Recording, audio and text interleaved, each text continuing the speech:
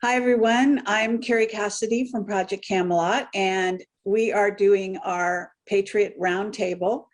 And we've got 3 of the 4 women here so far, and we're just going to kind of plow ahead because we're not sure if Laura can make it today or not. She's having some family things happening.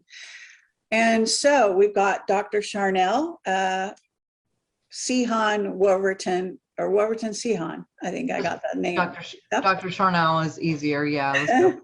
Yeah. And we've got Jennifer Eason, and again me. So basically, I was hoping, I did text everyone that I was hoping we could at least discuss. It doesn't mean you have to watch it, because I know a lot of people haven't had time. I barely have had time. I only watched a little bit of it. The committee, House Intelligence Committee hasn't done a sort of open meeting on UFOs, what they like to call UAPs, for apparently 50 years, which is hard to believe. So that has just happened today and was announced with like 1 week advance notice out of the blue, or it's seemingly to be out of the blue. And I'd love to talk about why they even are bothering now. And, we can also discuss whether you think they're going to go anywhere. And if you saw any of it, we can talk about that as well. That's one topic that I have in mind. There are many. There's so much going on, and it's also a crapshoot. If you want to, talk a little bit about that and then grab another topic, we can also roll with that. It's not hard and fast with me. I saw that, and I did want to kind of launch into that a little bit, but. Well, let's just go around the circle. Maybe just before we kind of get into topics, we could just say hello, say a little bit about yourself, or, we know a lot of people know who we are, and we do these all the time. They're like, we try to do them monthly. I don't know if we're succeeding in that, actually. Pretty good. But approximately once a month, we try all to get together, the 4 of us, and just sort of bat ideas around, thoughts we're having, things that are out there, events happening, et cetera, because we're in an incredible time right now. And it's if you want to look at it, it's very exciting. It can be very draining. It can be very challenging. And it really depends how it's affecting you. And we all live in different parts of the country, which adds to the story. So Jen, do you want to kind of start with just an overview of where you're at? And if you want to start into the topic, fine. If you want to leave that until we go all the way around, and then we could do that. Okay. Well, I want to say thank you so much for hosting, Kerry, in your lovely California weather. We can vicariously act like we're out there with you. But I want to say hi, Sharnael. How are you doing? You look great. I miss you guys. It's been, this time I think it was 5 weeks, or 6 weeks. I was like, I miss y'all. I know, right? It's been too long whenever we have to have time in between, but this is great. I just want to say that I'm excited about the unraveling of things. I feel like, okay, I knit and crochet, so I like to unravel things. I just realized this about myself. And I used to live out there, in Southern Cali, and I had a whole knitting family out there. Some of my friends would joke around and say, oh, this is the underground knitting community, because it spanned throughout Southern California. I could go hang out in where is it, Laguna, and then there was a yarn shop there, really big one, and then they were all throughout Thousand Oaks, all through Studio City. I mean, and then we just had little pockets of friends, but one of the things that I've learned about this whole thing that I can relate to it is that I see us as the people that we don't mind doing the tedious work of this, it's kind of this fabric of putting this tapestry back together, but also you have to untangle it. You know what I'm saying? A lot of people don't like that work. And I've always liked that part of like the fiber arts to relate it to that. It's like the untangling of like if you get knots in your yarn. Well, if you go shop at, you know, Target, or I'm not trying to put it down, but if you go get stuff that's made from synthetic stuff, you don't mind throwing it out. But if you're shopping at these stores that have natural fibers, you're not going to be too quick to just cut a tangle out and throw it away. You're going to work it out, right? Tease, untease, you know, you see what I'm saying? It's like you gently tease it out and work out the, if you want to say, the kinks. Okay, I mean, I have to do that with my hair. Okay, and it's like, you know, you have to like work things out, and you get the result if you're patient with it as it unfolds. So that's what I'm seeing right now. I'm just in this sort of, if you want to say, this vibe, and I realize that about information and the relearning of the things that we were mistaught. As we are unlearning, it's like the unraveling to reattach this tapestry, this beautiful tapestry, but we're doing it with organic fiber. We don't want polyester, okay? And that's the whole thing. Like when you think about GMO, heirloom seeds, human, non-human, transhuman, the people that our hearts gravitate towards the organic, we find each other. We may not all believe the same things. You know, I'm a Christian over here, you know, I'm a big Jesus girl, but I get along. We have an understanding of humanity above so many things, and we can work out the details. But that's what I'm starting to see, even with the liberals, like, you know, that they are unhinged with a lot of things. If they were to calm down, let's all calm down. Maybe we have a meal together and just like talk. We would learn that most of us want the same things. We really do. Most human beings, I'll say, that haven't sold their soul to a dark agenda, we want the same thing.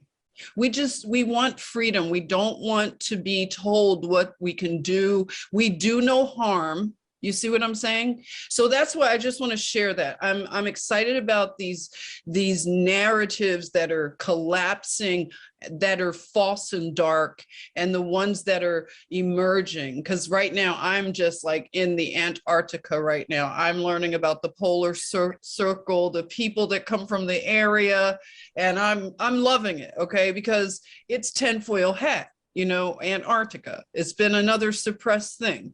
So anything that's been suppressed, that's what we need to focus on, right? So I just wanted to say that. I think that we all like to just untangle things, and it takes time. Be patient with it.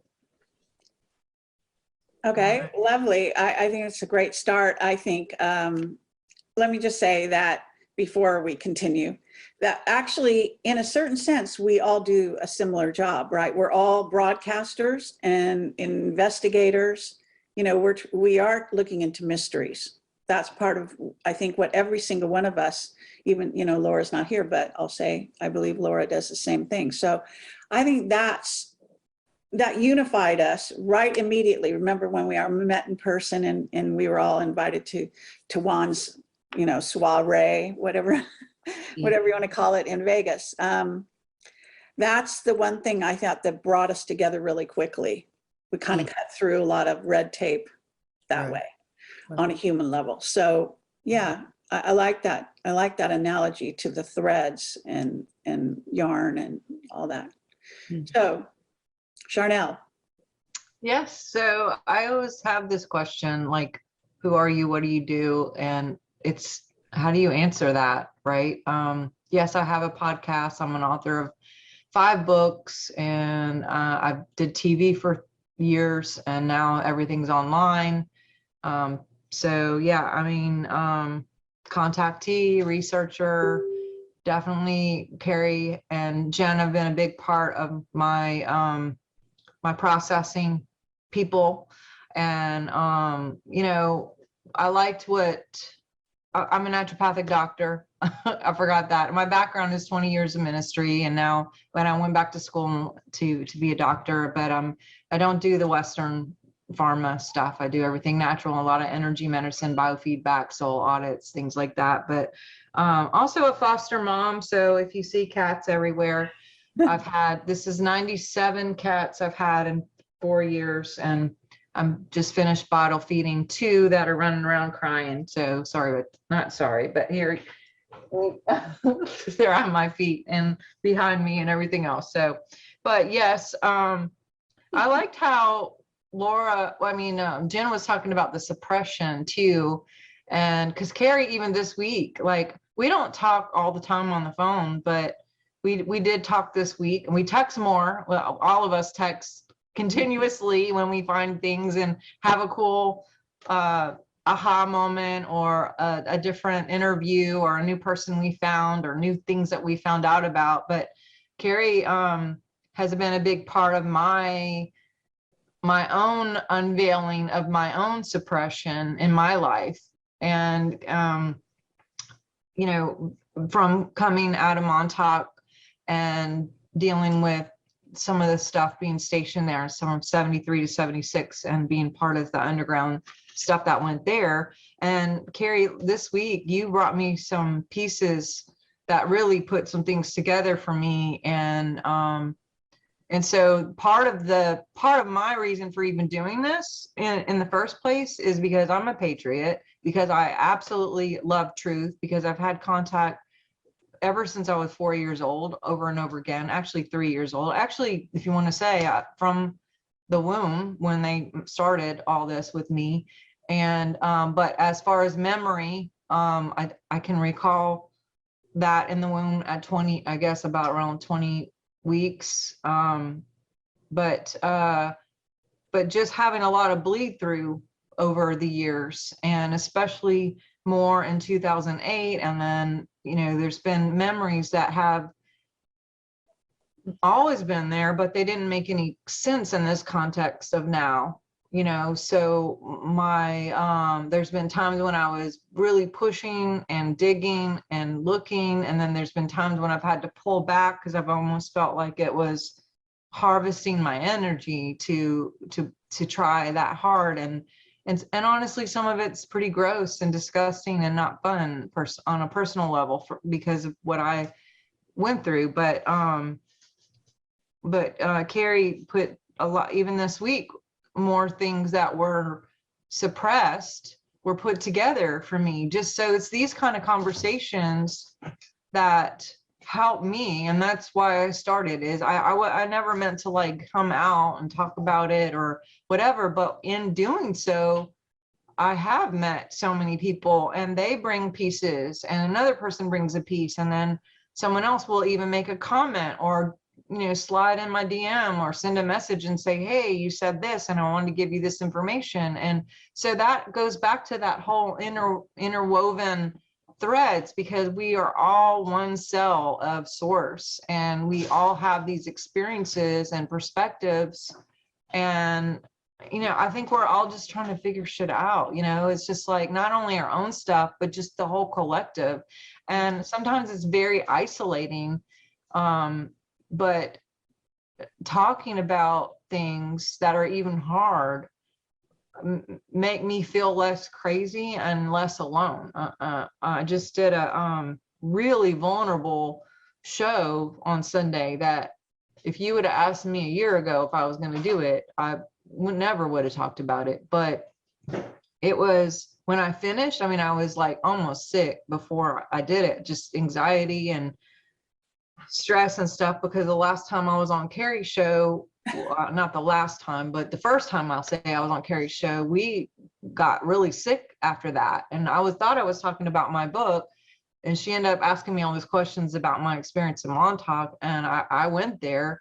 And then that night I had some terrible things happen, and I was shaking, and there were people over my bed, and I was going in and out of consciousness, and I couldn't figure out what was going on. And when I did wake up, I was on the side of my bed, completely naked, in the fetal position, with no covers, and my clothes were perfectly folded right next to me, and I felt like I was going to puke, and I was sick for 3 days. And I don't fold my clothes, not even on a good day.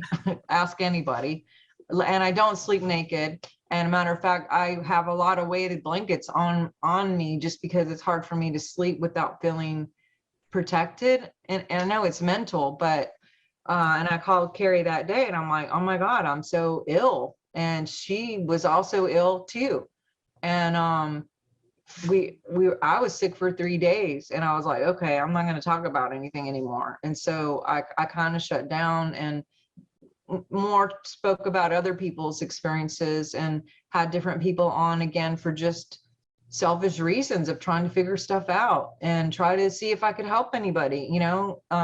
Talking about this stuff often triggers other people's memories and other people's stuff, and then they can find their own story in these things. And so I finally came and did an hour show Sunday, and I really even talked about more. And I could do it with less emotion. I have found more healing to even say Max Spears's name and to talk about some of the stuff. And before I couldn't.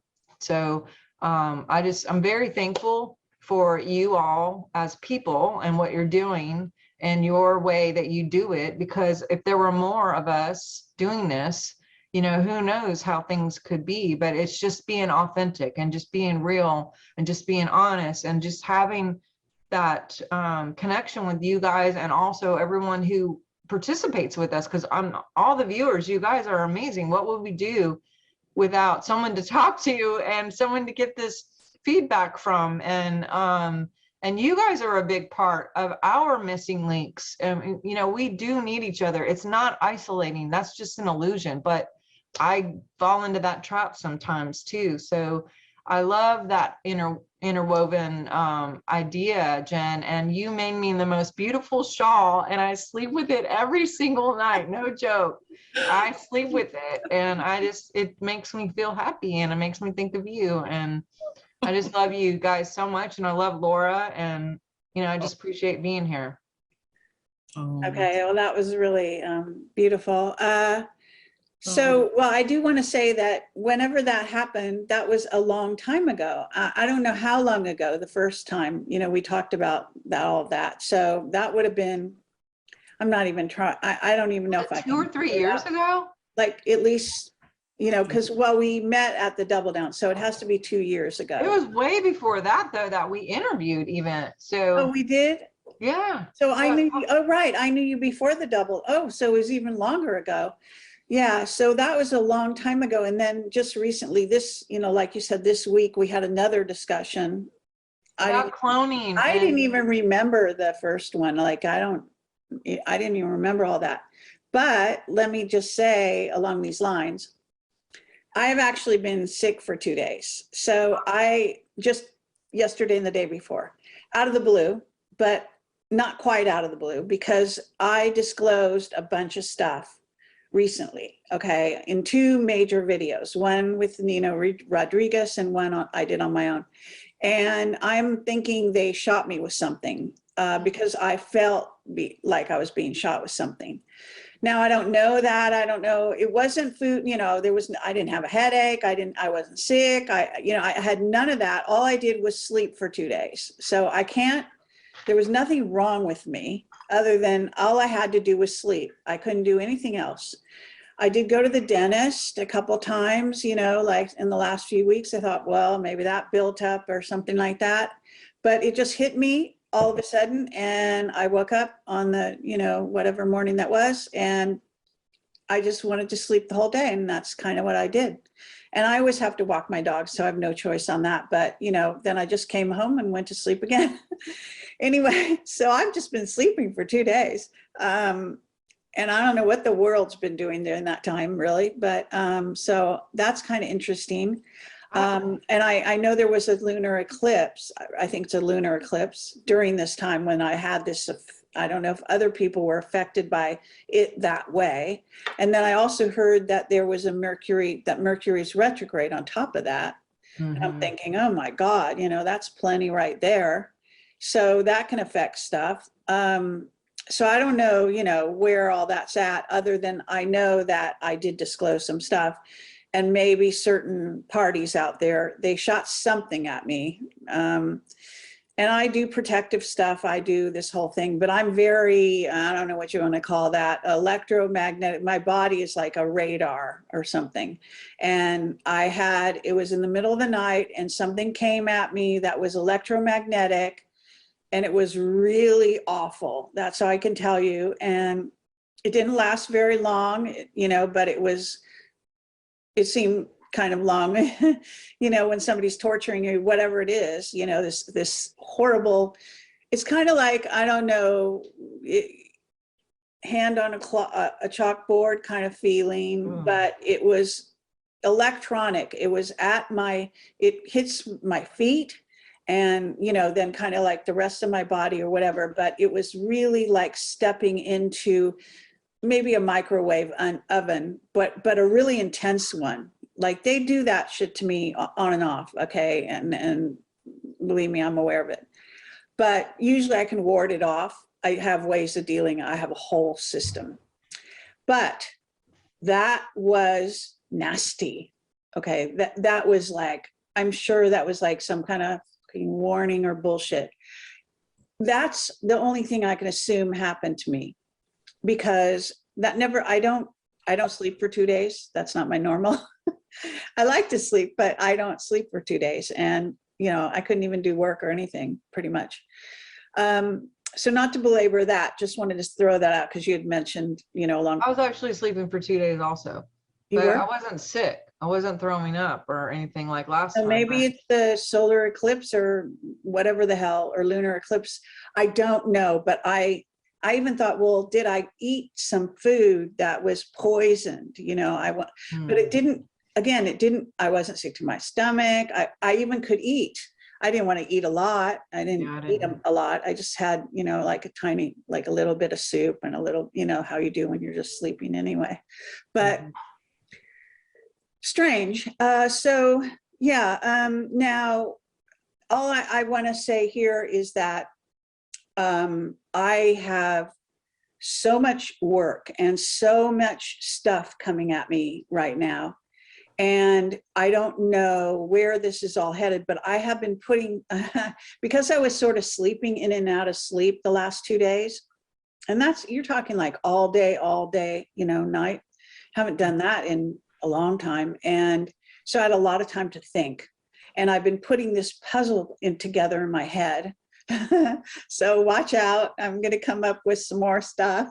I haven't released it, you know, what came to me in the last 2 days, but I'm going to put it out there in some form, or attempt to, because, you know, I'm kind of a big picture thinker, and I like to connect all the dots. I'm a real connector. Like, you know, I like to follow the clues. I love mysteries. You know, that motivates my life in a huge way. If I have a new mystery, I'm really jazzed. So this is a mystery. It's not a very nice one, but it's a mystery. And I've been following it in many ways for many years, but I had some puzzle pieces that came along in the last, you know, and then doing the thing I did on those 2 videos, if anyone wants to watch them. And then that kind of opened the door to these next steps, and we'll see where it all goes, but just throwing that out. So I do want to introduce this topic of the UFOs. Oh, and I want to say, this is a little business here, but I didn't go live yet because I guess I didn't remember to, because we're going to have Laura join us. So now if you want to go live, I can go live, or we can stay just recording it. Do you want to go live? Go live, sure. All right, so stand by while we do that, because I apologize for that. I just, you know, my head. No, I'm fine with I forgot too myself. Oh, yeah, I didn't realize. Yeah, I didn't realize, but yeah. And I like to be live. It's just one of those things I like. It's gets my motor running. So that's fine. I know it's a preference thing. I'm good. I could be flexible. Yeah, I know some people don't like to do that. I really love it. I kind of eat that because I love the audience. I love the sense of the audience that I have. It Yeah. always jazzes me up. So, Mm. okay, we're live on Facebook, and I'm Kerry Cassidy. I'm here with our group of Patriots, and we're doing a roundtable. However, today we were hoping that Laura Eisenhower could join us. She's got a family matter. She may join us at a late, partway through the I'm checking in real video. quick. Sorry? I'm checking in with her real quick. Oh, as okay. we're talking. Yeah, and so we just started sort of preliminary discussion that will be part of the recording when we're done with the whole thing. I'll put it all together, but so since we've just gone live, if you want to kind of say any introductory comments, we could do that. And then I said I wanted to talk about the UFO House Intelligence Committee meeting, and they haven't done it for 50 years. It's supposed to be open. I don't know if it's over already.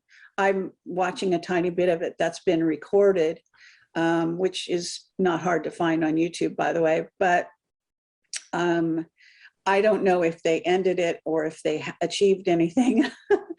And I don't know if it continues for a few days or is just a one-day thing. So if anyone wants to text us, I'm going to open the comments here below the show. And so you could put a comment in there if you happen to be watching this live. I have not posted this, so it's just going to be random people. People do tend to find my shows even when I go, however I go live, because I didn't broadcast this or advertise it in advance. So we've got Jen Eason and Dr. Sharnael Sihan. And so you want to go ahead, Jen, and just kind of introductory remarks. And if you want to say something about the UFO thing, fine. If not, that's fine too. Okay. Well, I want to say hello to everybody. We were hanging out, and now we're live. I opened up with just, introducing myself in terms of who I am. I'm a nurse in exile, and right now I'm enjoying researching. So I'm a student, scholar, researcher, and lately what my research has been leading me to look into are issues of history, timeline, the 1800s, and why I look at the 1800s as, like, I call it a person of interest. So something happened with the 1800s. It's fascinating. I welcome theories, and I love to, look into these things. So right now I am interested in the polar Arctic Circle, polar whatever, Antarctica, North Pole, South Pole, inner Earth, Agartha, all of that. Okay. So yeah, so right now I'm interested in learning about the polar circle and what the indigenous people of that area, what their mythology is. That's how I look at things. I want to know, what is their mythology? What is their account of a flood record? Because most civilizations have some flood record. And then I like to look at their architecture and the 1800s. So that starts me on a whole lot of exciting little journeys, but I'm just happy to be here. It's so exciting, and thank you. Okay, very cool. I'll send you a few little nuggets that, I always like to, if I come across, because I might have a couple little things to send you, Jen. Oh, thank you. Gary's always got something to say. I love it. I love it too. I appreciate that. Awesome. So, Sharnael? I am a naturopathic doctor, conference speaker, author of 5 books, contactee, truther, patriot, podcast person. Used to be on TV. Now I'm on everything online, been censored a bunch, like everybody. And as far as your question about what was going on today and the thing that you sent about what was being disclosed, I didn't get a chance to look at it. It is a little bit interesting that they're coming up. I mean, I wonder why now, after all this time, and especially because I've had Dan Willis and a lot of other people who actually went to DC and did all of this a long time ago, and then like crickets, right?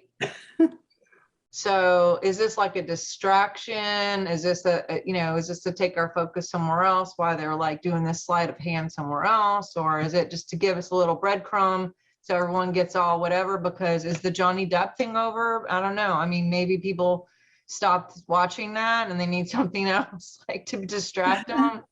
But yeah, I'm right now I've actually, the Johnny Depp thing has opened up some other things having to do with all of some other disclosure stuff too. So, but not I really think all this is a circus, what's happening. I'm not talking about that part. I'm just talking about, it has brought up and reminded me how he was a part of the River Phoenix situation. Oh, There when it happened, it was his club. His ties to some terrible things, and just a lot of stuff like that. I mean, there's things about the whole River Phoenix thing that he was it was a satanic ritual for October 31st, and Johnny, there's a lot of speculation about things that he was part of and or still is a part of. Think about who he hangs out with, Marilyn Manson and all these guys.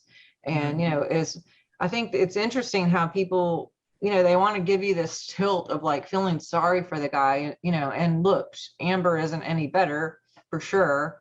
But again, this is a ginormous like acting. This is acting. The whole thing is acting. And just to get like this focus over here while they're doing whatever over here, God knows what right now, but I'm sure it'll be revealed later, like, oh, while you guys were watching that, this is what we were really doing. So, but interesting topic. But what do you think, Kerry? Because how much did you watch, and what are your thoughts on that?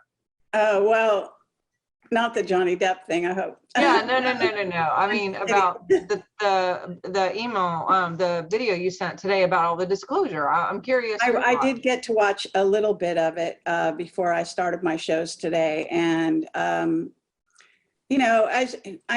in a very weird place with everything right now because, I've been digging into everything so deeply, going down the rabbit hole, as it's said, for, as I've said many times, 17 years now. And before that, I was, just my life has been that way. I mean, I've never been a normal person in any way, shape, or form. And I was born at, on a military base, on Moffett Field, which is a whole story in itself. So, and I was always in touch with other worlds and aware of other worlds, and very, I don't know, I always had strong, I guess you might say, kind of like opinions. I've never been one to force my opinions on others. That wasn't the deal, but I had my own, if you asked me, I had an opinion, okay, whatever it was. But I used to be quite quiet about it. And then I got more vocal, as I grew up. And eventually I became an actress. I did that for a little while, became a director. And I was a journalist in college. So that kind of package. And then I worked in the movie industry. And eventually, I came to Camelot. So it was that sort of trajectory that brought me to where I am right now. And I see my life as like a miracle, like one miracle after another. I just happen to see my life that way. I don't know if everyone sees their life that way. I know that I've been in dire straits that I've been rescued from, and many times, when I was younger. There was one thing, I was good at a lot of things when I was young. I was really good at sports, and I was really, spiritual and otherworldly and all this kind of stuff. But the one thing I never could make sense out of was actually basic things like making a living and paying the rent. So consequently, people would say, oh, doesn't this scare you? Or doesn't that scare you? Actually, the only thing that ever scared me was not being able to pay my rent. It's those kind of practical things that really swayed me, really, freaked me out, if you will. So I kind of got over that eventually, but not until I really grew out of my 20s into my 30s and maybe even more than that. So what am I doing? What am I saying? You asked me my UFO thing. The reason, okay, so if you understand where I've come from, going into this field and delving into the whole UFO, I'm always disappointed. Okay, I guess that's what I was trying to say. No one wants to talk about the stuff I want to talk about. Even when I talk about it, no one wants to go as deep as me. I mean, I know maybe it sounds like, I don't know, egotistical, or it's not though, but I'm just saying, I have guests on my show and I want to go deeper and deeper, even with them. And a lot of times they don't want to go deeper. And so, I've had this sort of weird love-hate relationship with anybody who thinks they're going to go and, I know things about this. Like I know that Mark McCandlish wanted to testify that they were really supposed to do this UFO investigation with the House Intelligence Committee. It was actually scheduled for June. And this guy, I think his name might've been Rubio, Marco Rubio or something like that, congressman, was jump-starting it back then. And this was, again, a year ago in May and June. It was actually supposed to happen in June. And in April, Mark McCandlish volunteered to speak before the House Intelligence Committee on the subject. And he was a very famous UFO designer of the ARV, designed all kinds of craft and all kinds of, just really kind of brilliant and very gifted guy. And a lot of people know who he is. And I did, there was an investigation of his death because they killed him. So the idea here is that they killed him because he wanted to testify as to what he really knew. We, it's still a mystery. People don't know. Some people don't think, but he was supposedly shot himself with a shotgun, which is not easy to do because it's big. If you're going to shoot yourself, you would, and he was a military guy, so he wouldn't use a shotgun to shoot his own self. There's just so many, and it's not a very happy subject, but that's the background before what they're doing right now. So this thing they announced was 1 week ago. They announced out of the blue, suddenly they're going to do this on the 17th. And on the 22nd, as everyone knows, this, New World Order, world government is going to vote on this medical tyranny of trying to tell other countries what they can do and whether they can be sovereign in the face of a medical, anything they want to call, even COVID, they called it a pandemic. It never was. So this is just insanity to me, just gross, incredible insanity.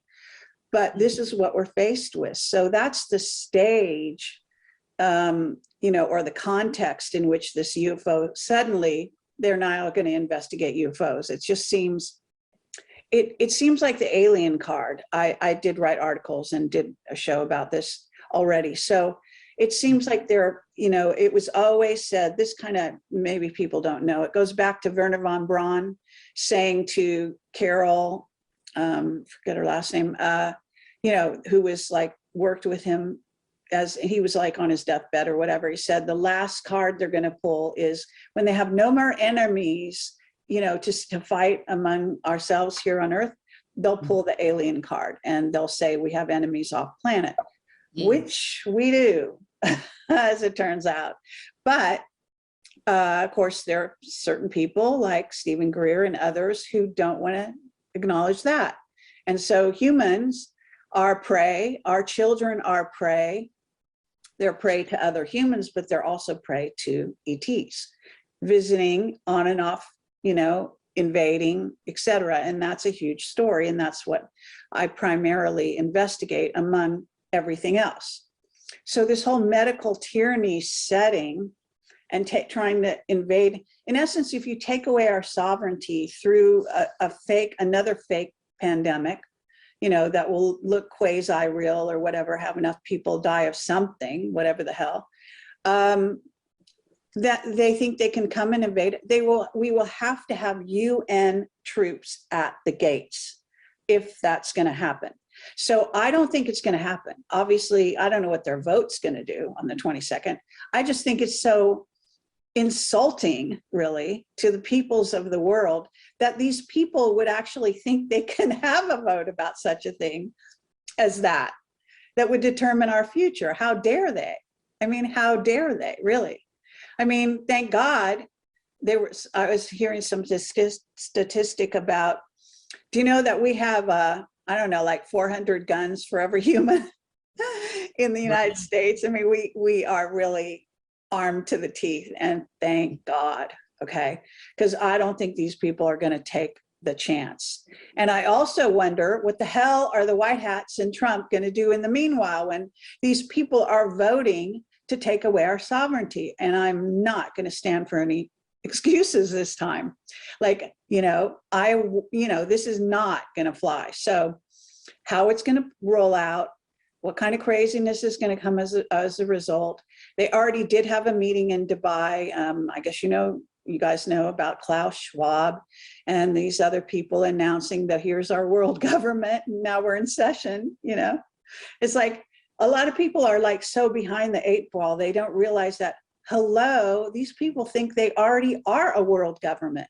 They don't think we're working towards it. They don't think, oh, the New World Order is going to try to make a new, they're making it. It's done. They said they're going to, roll out a digital currency. They're going to do this. They're going to do that. That was just their first meeting, or at least the public one, right? Because of course they've been meeting forever since then, Right. Davos, you name it. Mm-hmm. So don't get me started. That's an answer to your question. That how, that's, what this is about. And so these people are winding back the clock, and these senators, and, at least they're talking about it. Yes, that's very nice. I feel like I'm dealing with, kindergarten class out there. And, I already graduated with several degrees and God knows what. And, I'm having to just sit here and see these people go back 70 years and reinvent the wheel as if it never happened, as if Roswell never happened, as if Antarctica never happened, as if Project Paperclip never happened, as if, and to say nothing about all my witnesses of 17 years. So, yeah, to me, I'm living in like a world of absurdity, of people who cannot get a grip of even, and I'm talking, this is why I have the chutzpah to, say, question 107, question Trump, question the AI, I think that's our job. I think we should be questioning everything, all of us. And I can't believe sort of the lack of questions and the willingness to just go along and get along and tolerate nonsense. So I guess I'm enough of my soapbox. So don't ask me another question like that because you would be sorry. But anyway, so Jen, what do you have to say about everything? Well, I like your points that you're making, because I think that we all feel that. That's why this is it's a unifying movement of humanity, is because we have so many points of common interests. So what you said, I lament these same things because, okay, for instance, I used to live out there in that area of California. I was a part of, it's called Calvary Chapel. We're the Christians that have like Starbucks in the lobby. We're the pretty Christians, the California kind of surfer Christians. So that was like the whole Calvary Chapel thing. And, you never want to be too negative because you want to look cheerful all the time. So it's this saccharine kind of like, well, hello, I'm blessed and highly favored. Hi, sister. And it's kind of like, can we just talk about some like dark stuff sometimes, please?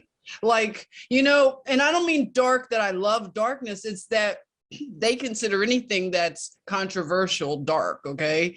And it's easy to do that and shut down the people.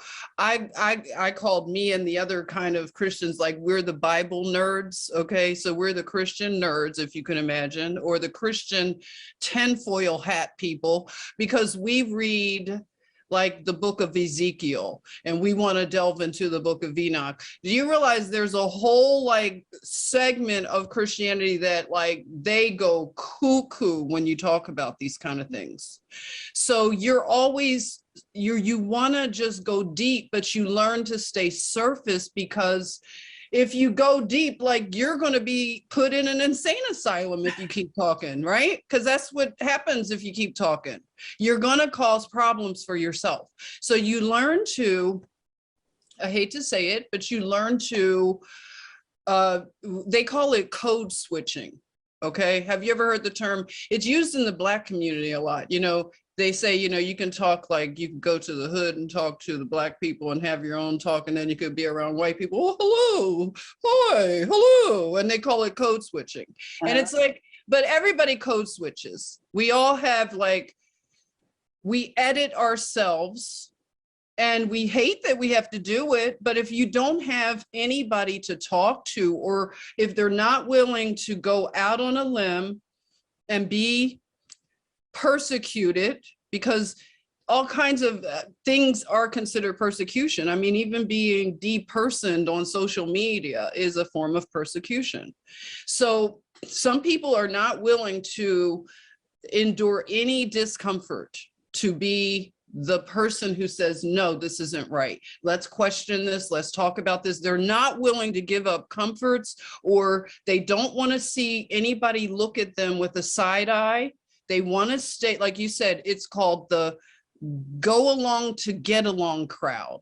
And that's what we all deal with. It doesn't matter what circle you get disillusioned. Even if you're a feminist, I bet I could talk to a feminist who's on the far left side of feminism. It's somebody who believes in it, like they're sold out to it. And then they have all the other people who are just like, they just phone it in every weekend. You know, you see what I'm saying? It's always somebody who goes harder for something.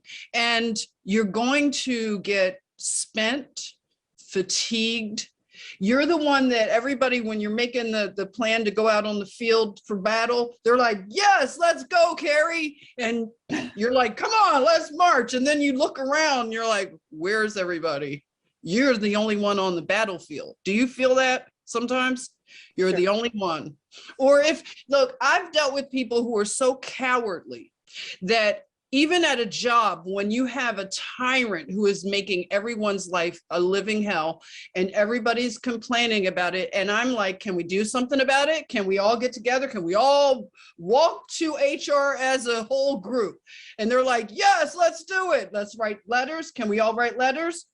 Guess what? They'll say, I'll write the letters. Okay, I'll collect the letters if you want me to help you edit it, whatever. And then guess what? It's time to turn the letters in. Guess what they want to do? Wait for it. Hey, Jennifer, it's always a song and dance. You know what? I don't have the letter. I'm going to give it to you next Friday. Or whoever else gives it to you. Guess what? I wrote a letter, but I didn't want to sign my name. I wanted it to be anonymous. Can you imagine? I've dealt with people like that in nursing. I'd rather give you a letter anonymous. Do you know when that actually happened, I said, no, thank you. I will not take your anonymous letter to HR. Right. Do you see what I'm saying? It's cowardice. It's the desire to always be comfortable and have your creature. I don't want to give up my whatever, Right. my membership in the cool kid group. Well, I've never been in the cool kid group. Okay. I've always been the oddball. So it's no love lost. Okay. if I can't sit at the table with the cool kids. Okay. So I don't stay on the script. You know what I'm saying? Everybody's given a script. I said this the other day. You're born, you know, here's your script, Kerry. You're supposed to be the doctor. Here you are, Sharnael. You're supposed to be the Indian chief, and you're supposed to be the baker and the candlestick maker. And then you decide, nope, give me yours, Kerry. No, I want to switch. And then it's like, you're not reading from the script. You see? Yeah. And we're the people who don't read from the script. That is, Yeah, well, that's a beautiful thing, though. it is. I mean, but it's not many who are willing to do it. We're the ones who change history, though. I hope. Yeah. I mean, you know, It's always, if you read about the people that change history, it's always those types. So, you know. Can I say something? I want to add on to that, Go right because ahead. I've actually just this week had a couple people who, you know, they'll talk side talk, like what, you know, like what Jen was saying. And then they'll like go, wow, I wish I could get up and talk about some of the stuff that happened to me, or I wish I could stand up and say some of those things or whatever. I was like, you can. And they're like, oh yeah, no, but, and I'm like, no, really, you can. Yeah. Like, what is that? That, like, why do they think they can't? But then again, I meet other people who, because I said something public, they'll come on in the comments at least and say, me too, or I went through that, or blah, blah, blah. So maybe not to the Well, level. I hope that that's one of the things we do, is make it okay to do that very thing, to start speaking out in these kinds of ways, you know? Yeah. Do you have more things, Sharnael, you want to say about this?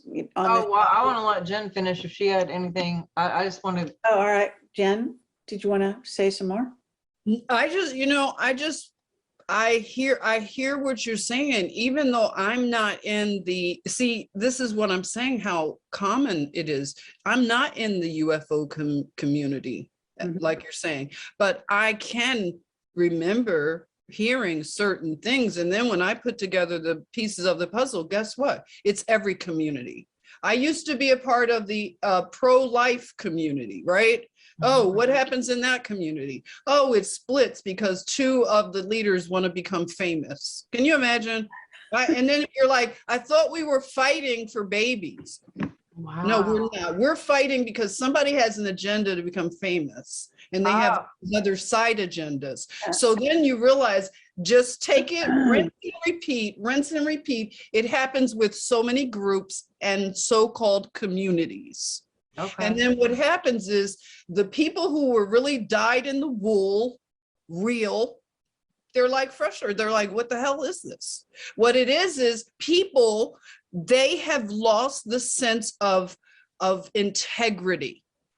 We have an integrity problem. And that's why, you know, I'm at a point now. We talk about, we want all this good stuff to happen for our nation and world, but you know what? We got an integrity problem within human nature, and nobody seems to want to cover that part. How are we going to change this stuff and the other stuff where we don't have these egos that I want to be seen and heard, and I want my kudos, and I want an award, I want a medal, I want honor. How about you just want to do it because it's the thing to do? We're all in a damn toilet right now. Right. Can somebody put, like, where's the tidy ball guy? We need rescuing, all of us. Some people want to party in the toilet. It's like, no, it doesn't matter which part of the toilet you're in. We're all in a toilet. Because we have an integrity issue. Some people don't want to deal with morality. They don't want to deal with absolutes. They want to stay in the gray. And that's why we're where we are, because we got a lot of many little dictators and all kinds of narcissistic, and we feed them with this sick culture, and it makes them worse and more inflamed. And that's what I'm seeing in every little community and group. It's a heart issue. And you could call it whatever you want to call it. But until that gets dealt with, none of this stuff, these little groups will not stay cohesive because you got a problem. And it's the thing that nobody wants to deal with. It's the elephant in the room. We all want to think everybody will just be good. We're on an honor system, huh? Oh, really? This is why America is a shithole right now. Every city, and I said it. Well, it's a shithole.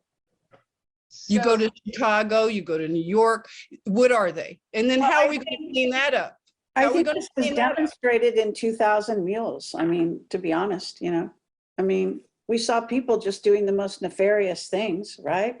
Mm-hmm. With the vote. I mean, and the thing that worries me is not only what you're saying, Jen, but also the fact that it's, in a sense, it's a crisis with authenticity, okay? Yeah. Of doing and saying in alignment, okay? So do not tell me that we only lost the vote because of the mules, when we know damn well, it's been admitted over and over again, that there was a safe house in Germany. Yep. Where Gina Haskell, the head of the CIA, was there. There was a shootout over the Dominion servers, and there was a Vatican satellite that helped the Chinese to steal the vote. In other words, those things have now just been swept under the rug by the white hats. Nobody's talking about it. I think I am the only one that I can think of that's talking about this, and I don't understand it. And to me, that's inauthentic.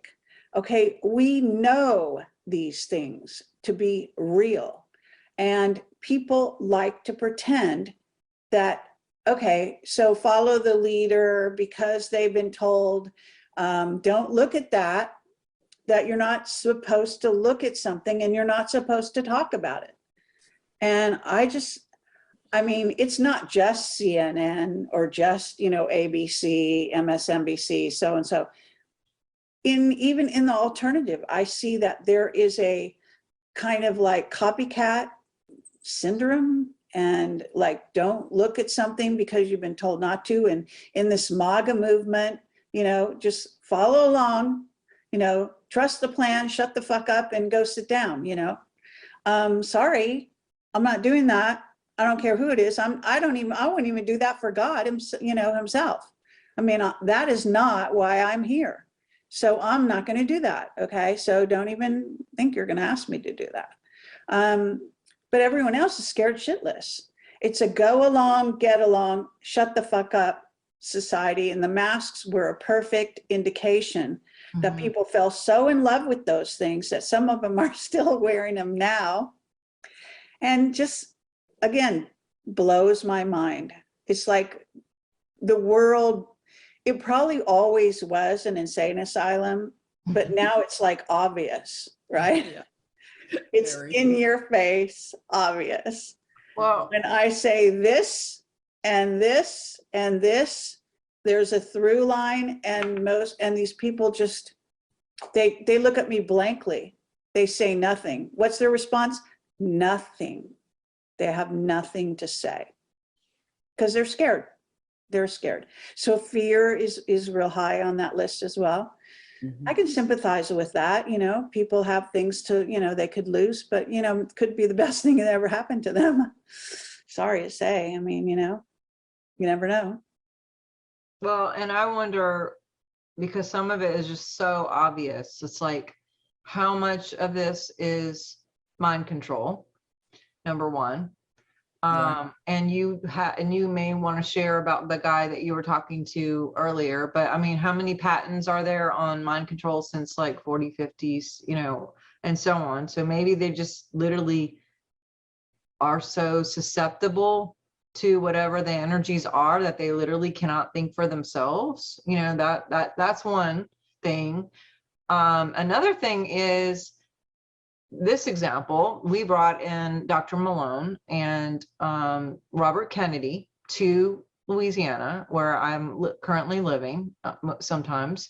And because we were having issues with all of the stuff and trying to pass some bills to make it happen, and to make people to be able to have their choices, and especially kids. And there was a 103-page bill that was sent to me to look over, and we even talked to the governor of Florida and Texas and made sure language was right, and did, like, I'm not a lawyer, I'm not legal, I don't know, I did what I could and brought in people and did my part to make sure people showed up. And because we weren't having the votes, we were not having the votes, it was not good, and we had already voted on other things that were completely not working. But when these guys came in, they presented all this information, really great information, and then there was a vote, and we won. I say we, the people who wanted sovereignty and freedom. We actually got even the people who were against it before were okay, were like woke up, and something triggered, and they were like, okay, you know what? And I want to say it was like 2 people who didn't turn, but other people did. And then that the governor looked at that and basically decided, nah, I'm going to veto this whole thing. I'm not good with your voting or your representation, which is very defeating.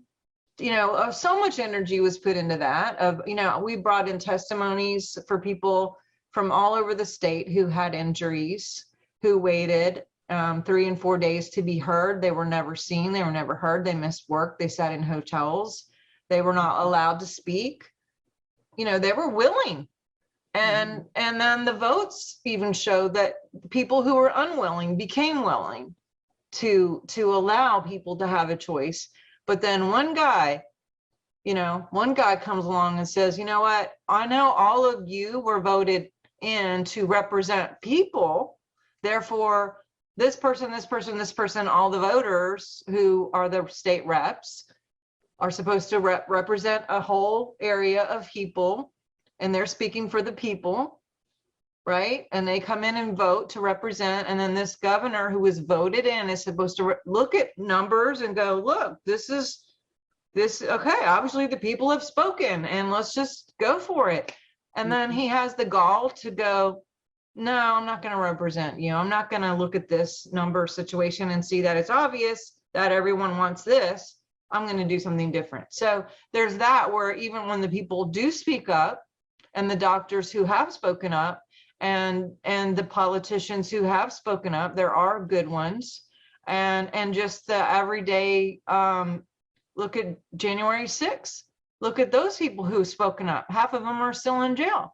Right. A 17-year-old girl that I know is still in jail, and the legal fees, that they've had to deal with. Their parents, these people aren't wealthy, and tons of people, in isolation for basically going to the Capitol with their baby stroller and wandering around outside. But because they had something on their hotel bill that showed that they got an Airbnb during that time, and now they're brought in for questioning, and all the stories. I know a girl, a woman who that happened to. She was there, doing. So there are people who completely won't stand up, right, and are afraid, and or just want to be comfortable and like, let's not rock the boat. Someone will fix it. Trump will come, the white hats are in control, all this stuff, which again, I don't personally believe that anyone's going to save us. That you guys may disagree. I believe we're supposed to be the ones, and I don't know how that's going to happen. The people are acting, and I agree with you, but I have to say, nothing's happening. I'm sorry. I mean, maybe no one wants to hear that. Okay. But just what your story, that means that the cabal is still in charge. I know, that's what I'm saying. It's like all these people, I'm not going to do it. All these people who are willing to stand up, take their time, take their energy, hours and hours and hours and weeks and weeks and weeks to fight and stand in front of the Capitol and be there at the sessions, you know, I know politicians who were on the phone with me at 3 a.m. for weeks, combing through and asking questions, and you know, on live chats and on all this stuff, and rallying at multiple places to make sure people were all there. There was so much. You know, that is inspiring. I do want to say that. I mean, you know, Dinesh is inspiring. What he did, I may think that 2,000 Mules is not, it's only the beginning of the story. It's not the whole story, okay?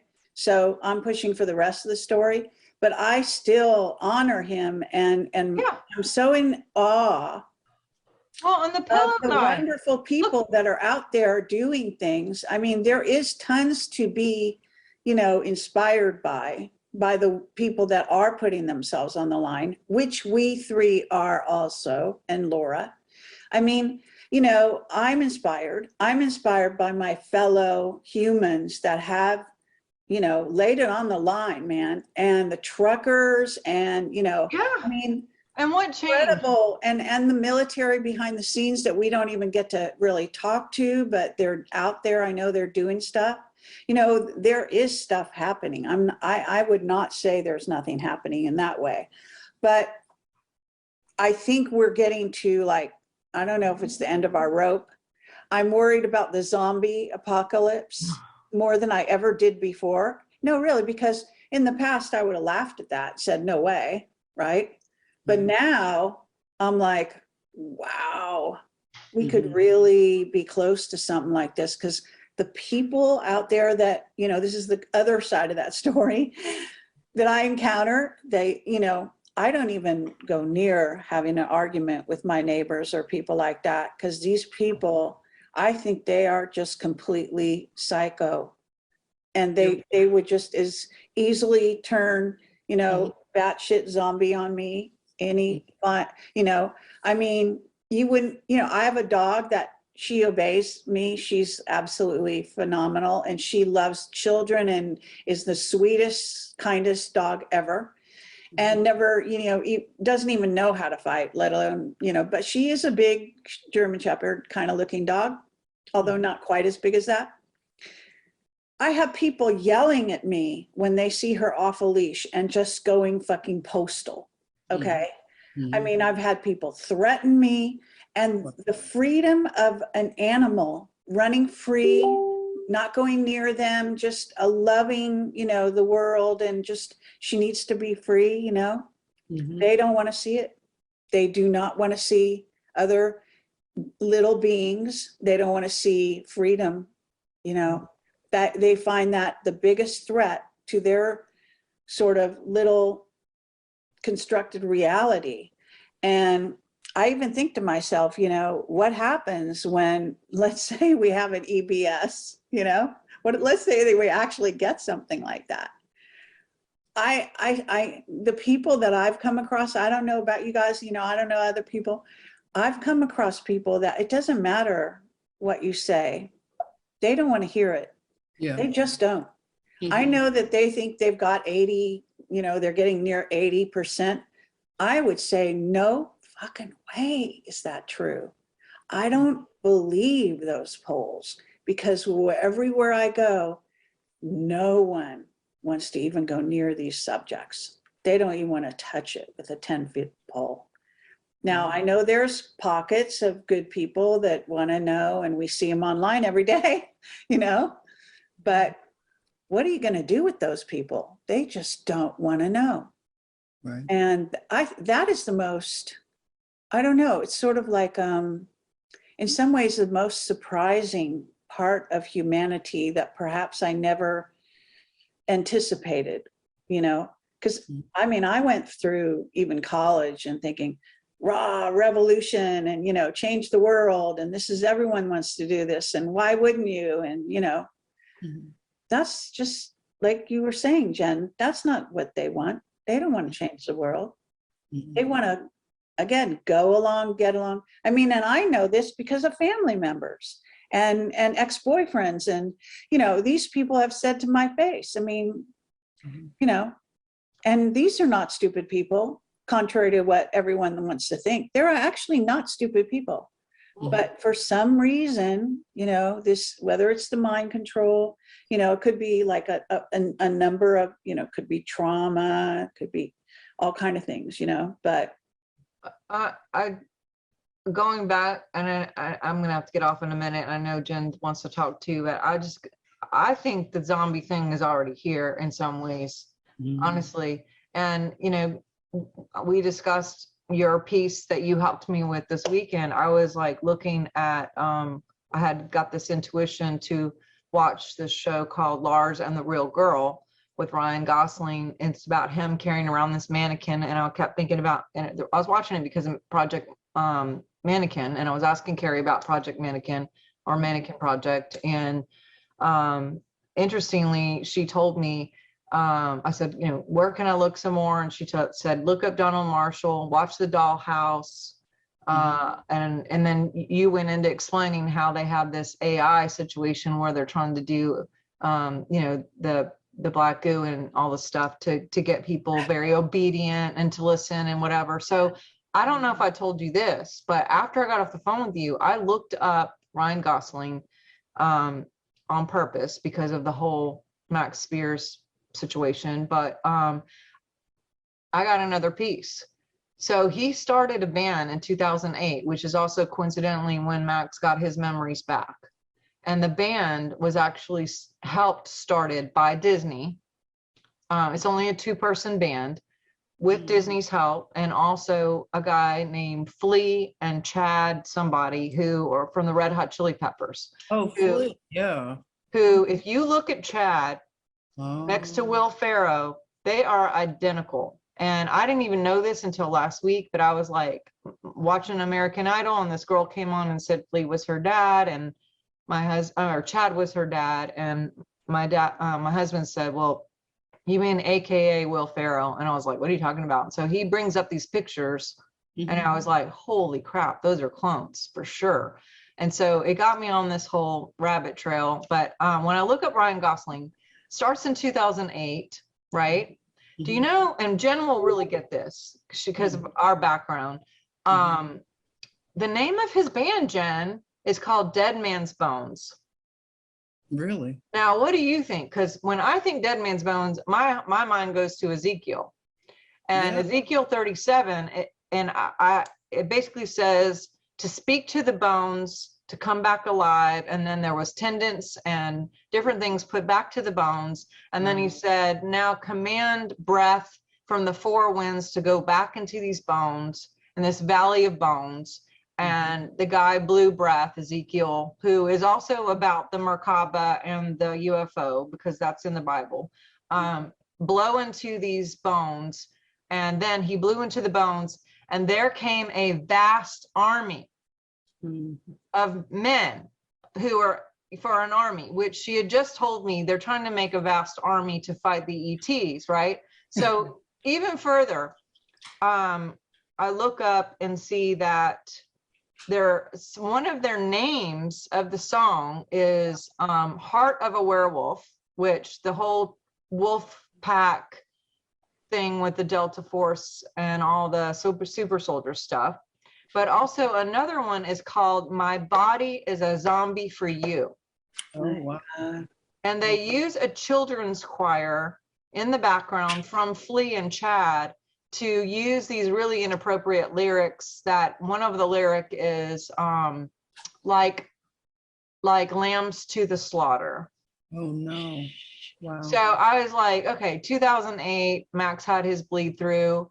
And if truly Ryan is a clone, maybe he's having some consciousness come through that he doesn't understand. So I looked up, why did they call it Dead Man's Bones, the album?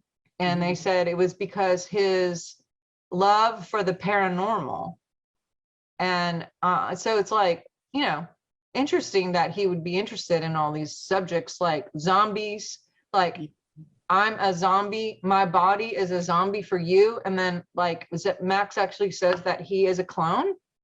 So whose consciousness does he have? I don't know, but is he a zombie? Are some of these people who aren't whatever zombies? And then if they're not clones or zombies, there's just that whole, idea of the MK Ultra that is actually steering everyone's direction, and to kind of zombie-like ideas of like, just okay, yes, I'm gonna go to the store and wear my 515 masks and my shoulder thing and my gloves, and because it's like they don't know how to do anything else. Like, can they not think for themselves?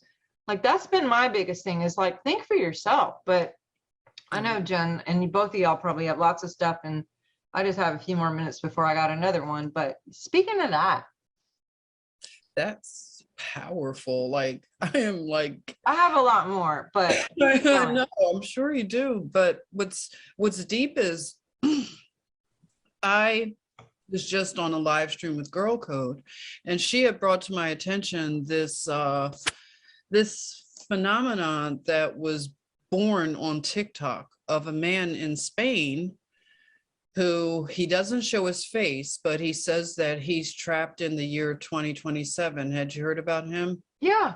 Okay, so I basically found out that it is a media mogul. He's out of Spain, out of what part of Spain? I think Valencia. And he has been in media, international media, for over 30 years. Like, you know, he's worked in some pretty heavy duty, you know, like he worked for Fremantle. He was their internet, just to give you an idea. He's worked for Mundo, and he has a company called Beta, which is interesting. Beta, you think of beta testing, beta experimentals. So he is basically going around the city, and he goes to other cities because people are, you know, engaging with him on TikTok. They're like, oh, go to Madrid, go to Barcelona. And he will go to these places. Oh, go to the big BMW dealership. And he goes, and I mean, nobody is around. He's filming as POV, and there's no body, and it doesn't look cheesy like, you know, that earlier virtual reality stuff. It looks like the point if there's nobody there. I don't get it. Like, something happened. He woke up. The narrative is this, and I want Kerry, if you have time, to get onto this, because Kerry, this is one. Really, this is in.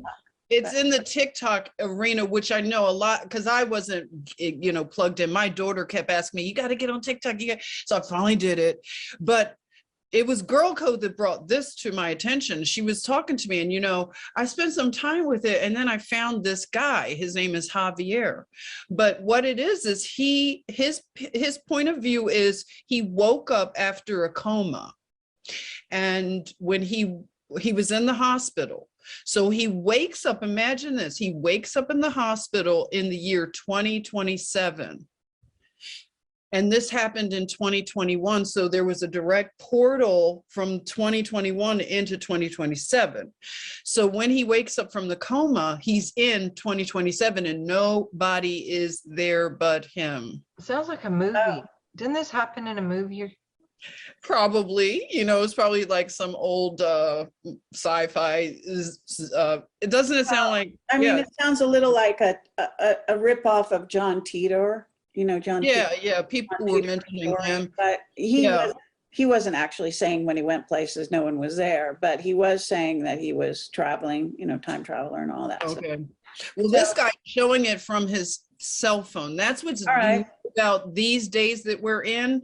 And it goes to what you're saying, because, you know, I have studied some of those things. Like, you know, when you mentioned the black goo, I think of, you know, H.P. Lovecraft and Cthulhu. And, you know, I think about it on the spiritual or supernatural level as well. And, you know, my filter is to see it through the biblical filter, and that's how I understand it. So I look at it as spiritual stuff, which is, I mean, again, it's no, you know, we really don't have to argue about that kind of stuff. And that's why I love that we can all engage, because you may call it that, but then I see it through the filter of the Bible, and it all makes sense what you're saying. Because I believe, yes, there's an active demonic realm, whatever you want to call it, but they're very intelligent. They would have ancient knowledge. You all talk about things in terms of transhumanism, tampering with DNA. That goes right back to the Tower of Babel. I And know. that's the Well, thing is, I you know, mean, it's like, I that's know, what they've been trying to do from day one, is I like know, they but let me don't. say one thing just now, just because I want to get this off my chest really quickly about this. You know, I have read the Bible. Okay. I understand people's preoccupation with it to some degree. It's not my thing, but I can say that, you know, these four horsemen of the apocalypse, they're doing them. Okay. Yeah, They're yeah. doing them. And so we are now on famine. That's their next horse. There you Okay. go. And then that's- you're going to get death. But people go, oh, it's happening. But they don't realize is they're creating it. They were told, you know, a lot of people, they don't get it. I mean, we had, you know, Leo Zagami a long time ago. He was a part of the P2 Lodge and, you know, the Black Magic and follows the Black Pope and all this kind of stuff. The Illuminati who are trying to run this world use the Bible as a playbook. It's not that the Bible's true, it's that they'll make it true. Okay, that's what they'll do. So now they're working on it. They work really hard. It's like creating a play so that everyone can act in it. That's what they're doing. And everyone knows, I mean, all you have to do is look at the, you know, the keys to the famine. They're doing it. They're doing it right in front of your face. They're having fires in all the processing plants. They're stopping the ships. You know, they're doing everything. It's all purposeful because they have to have that. And this is the thing with the white hats as well. So if you are in a play, and let's say that this, you know, what do you want to call it? A matrix, a hologram. If there's a book that the matrix is supposed to follow, it's like a script. You know, I worked in Hollywood. It's a script. So the Illuminati have a script. This is what it says happens next. They have to go make it happen. And that's how they do it. That's what, and so it's part of the narrative, if you will. And so unfortunately, you got to understand how this may affect these people that are supposed to be brave and doing wonderful, brave things, but they know that the Bible says to do this. And all these people want to follow that because they believe in it, but they want it to happen because otherwise they, you know, they think that's God. It's not God. God doesn't write books like that, okay? It's a fucking person. I don't care if it's Anunnaki, it's a one, you know, an old man with a beard or whatever. It's not God. He doesn't write. Okay, yes, he writes through the person, blah, blah, blah. Bunch of white men sat around and rewrote the Bible for what it might have been a good book in the beginning. It's, you know, it's totally tilted now, whatever. All I'm telling you is they are now doing this play, and the play requires the famine. And after that, it's going to require death. Then you have to sit here and say, are you not programmed? Are you able to step outside the narrative and say, no, I'm not having it. I don't want famine in my life. I don't want to watch other people have famine. I don't like this storyline. It's not for me. All right. Can we have some freedom of thought here? I mean, you know, this is what we're talking about. So I'm sorry. The people that you think you're fighting are following the exact same playbook that you are. That's it. You all Or it was follow the prophesied same that it would playbook. happen to give a heads up. If you believe it and you work to make it happen, do you think it's going to happen? Sure as shit's going to happen. Okay. But can we have some humans that say, stop? No, I don't like this version. Let's try a new dream. Let's try a new script. Let's not have this happen. Okay. Because this is not good for us. It's not good for our children, et cetera, et cetera. Now, you know, I'm not trying to discount, there's some lovely language and such and such and things that you know, maybe inspires your life. But think about that for a minute, that the Illuminati use the Bible as their playbook. Do you know what I mean by that? It means they follow it line by line, word by word, and then they enact it. That's what they do. They've been doing it all along, and they will continue to do it. unless we stop them, okay, and go a different way. So for what it's worth, just, I just want to throw that out, because so now we're at famine. Are you going to be, is that is that your playbook? Is that what you want? You want that for your fellow humans? I don't think so. Okay, I don't. Let's dream a new dream. Let's not go there, okay? This is so old fashioned, so old school, et cetera, et cetera. And this is part of the problem that I see with the white hats. They're all completely devoted Christian, whatever. And they believe the book. And so do the Illuminati. So what do you have? Both sides following the script. One side letting the script happen, the other one making it happen. Do you see how that works? We have to step outside the cage. It's a fact. And until we do, we're going to be tied to these kinds of scenarios that were thought up millions or hundreds of years ago by a bunch of distorted people that were already part of a takeover scenario. And if it started out as a good thing, you can guarantee it's not one now. Okay, and it's full of lies and misrepresentations. Well, anything can be prophesied or given a heads up, and then they could turn around and use that against us to actually create it 100%. And also, I agree that this is our time to stand up. We don't have to let it happen, and that we can use our own creative powers to be the ones and not wait for all the saviors to come, and Santa and the Easter Bunny and the white hats and Trump, but actually just like be our own version of taking care of ourselves, growing our own food, being prepared, having medical supplies. I mean, they look at it also, they've got rationale. So the rationale is, we're going to let this happen because what's going to happen as a result of that is going to be a good thing. And it might be for the people who survive. I guarantee it won't be for the people who don't survive, other than they'll die and go to another life or whatever. You know what I'm saying? So, I mean, keep it in mind. I just, I don't mean to put a damper on everything, but it's very important. Independent thought, world changers, new ways of doing things, new ways of thinking about things. Understanding the programming on Earth is just so deep. It's so, so deep. And even the people who said they're going to do something good for us are very, very conditioned by it to totally swallow it. I got into a whole discussion about, the Adam Eve story as Juan starts laying it down. A total paternalistic, hate women scenario.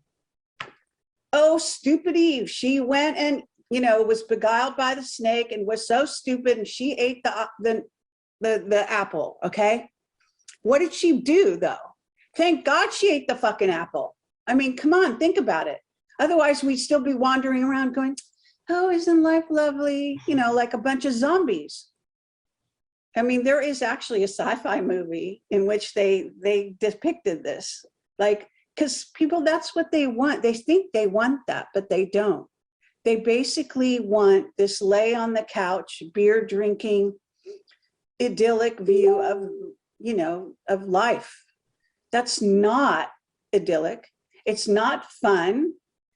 You don't grow. You don't do fuck all. You just vegetate.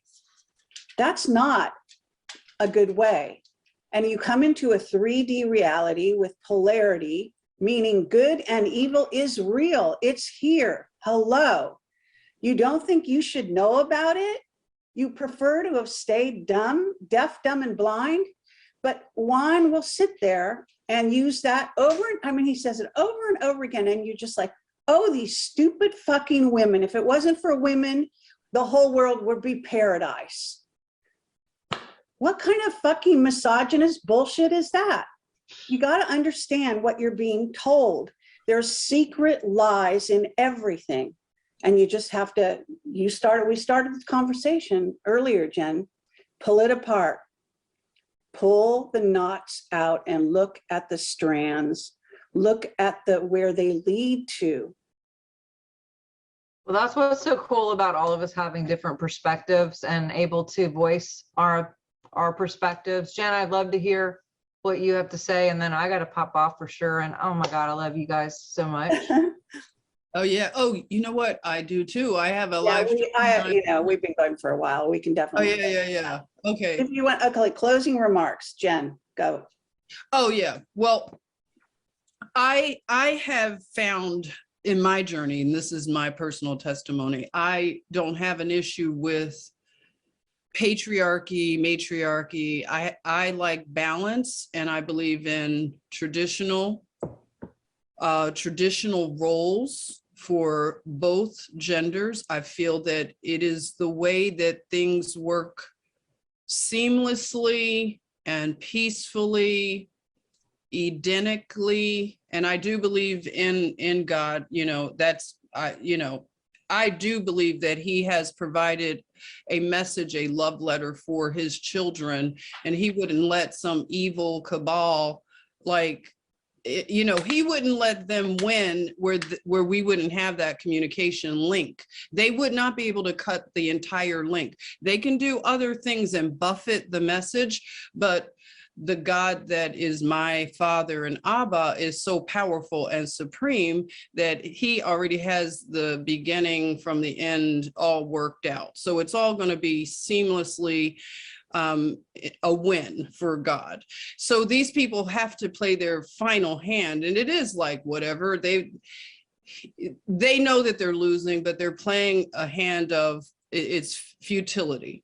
So, in terms of them playing out the Bible, they're not supreme, so they can't play out a blueprint that was already written by the supreme, the creator of everything. So he's just letting them have enough rope to hang themselves, but we all have a choice, because unfortunately, this is what has happened. We have gotten so far away from what is true that we're in an age of super levels of deception. So, I know that for me, my anchor and my truth, my true north is the Bible. And it is proven to be true historically. I've studied it for all my life. I'm not just a Bible thumping, like I just want to believe it because everybody did it. I played that game too, but I'm different. I dig. So I've studied it and read it from cover to cover. I have a Jewish stepmother who's taught me Hebrew, and I look at the Paleo Hebrew, the Greek, it all works out. It makes sense. So they're not pushing the hand. They're playing what was already, they made their decision to play on the loser side. So God knew that they were going to do the things they did, because time is not linear. So it's not like it's this, he's looking at the whole parade from the whole, his viewpoint is he sees the beginning and the end. It's all happening at one time, if you want to say it that way. So either way, God wins. So they get that message right. God wins, and whoever's with him wins as well. So that's encouragement for anybody. It's a choice. It's just a simple choice. I call it repatriation, because we all have daddy issues. Some of us have had daddies that hurt us. They weren't there. They didn't take us to the fair. But, that gets in the way of the relationship and seeing God as a patriarchy, because the patriarchy in humanity has been perverted. But that's because— Let me just be clear. I have a direct relationship with God, always have since I was born. I don't need a book to come between me and God, okay? And so a bunch of men want to rewrite that book, which they did in the Council of Nicaea is a truth, and you can research that, okay? So that's a fact. They rewrote it. Now, you want to believe what they rewrote and you want to believe God wrote it, that's fine. But be clear, I'm totally at one with God, and I have no issue with that. I know God intimately, and God is always with me, but I don't need a book to tell me what to do or who I am or how to live. but other people do. All right, fine. That's your choice. I need one. Yeah, that's okay. If I say I need one, that's my own personal thing. So Yeah, I everyone, love it. And I see it. I hear It's the that. blueprint for life. And so that's what I believe. And, I love that we all have a diversity of belief. So yeah, I'm good with it's it. wonderful. So for me, I'm somewhere in between. I Uh-huh. love you so much. I come back from, didn't start in ministry or Bible, anything, but I had an encounter at 4 with Jesus, and I believe in Jesus. And when you say God and refer to him as a father, I actually don't think that God has a gender. I think that God is in my cells. And I mean, again, this is all just my personal whatever. And I believe in Jesus too, by the way. Yeah. Jesus, I've scanned Jesus. Jesus has 1,000 on scalar waves. But I think Jesus would hate the Bible as it's written. I agree. I That's think my Jesus, opinion. But so yeah. I think Jesus is a revolutionist. I don't want to say was, because I think Jesus is still on board and working through all of us, and that we are supposed to do greater things than Jesus, which some people aren't doing that, and some people are trying. And I look at the Bible as quantum physics. I'm a word person, so I like breaking things down like Jen did. And I don't know if you guys who know Paul Wallace is, but kind of have the same kind of deal of ideas of what kind of similar to him. But again, I love you guys. I love that we're all so different, and who knows what Laura would say, being here. But I definitely have a personal relationship as well, just like Kerry is saying too. Like, I don't deny God. I believe there's a God, and I believe that God is in us and in our DNA, and that we are supposed to be doing greater things. And part of those greater things for me in this world now, in this timeline, is to do whatever I think is right for me. And my right may not be your right, or anybody who's watching's right, because we're all so diverse, and we're all little cells of God. And even about what you eat or drink or where you go. I mean, I'm very cautious and try to go inward on, like, is this thing going to be good for me to go to this thing? Is this a person I should talk to? Is this what I should eat today? It's a part of everything that I do all the time. And I know all of you, both of you, have that guidance, inner guidance that you follow for a GPS. I call it my God positioning system. And so, yeah, but that's my alarm clock for my next thing. And I just adore you guys. You guys can find me at swiftfire.org. And I don't know when our next one is, but I can't wait. And hopefully Laura will be back with us.